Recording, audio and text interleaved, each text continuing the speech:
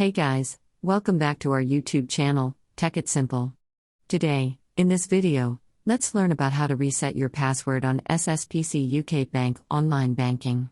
So, let's get started. At first, let's get into any browser and search for HSBC UK Bank. Click on this first website over here. Now, on the top right, we can see the login option. So, let's tap on this. Enter your username. If you've forgotten your username, click on Forgotten your username. If not, you can simply enter the username and click on Continue. After this, we'll get to enter our password, and there we'll see an option called Forgotten your password. In that space, we need to click and reset the password.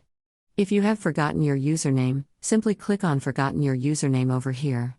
Now, choose any identification method and can click on Continue. Enter your sort code here and enter your account number. Enter your date of birth. Now, simply click on Continue.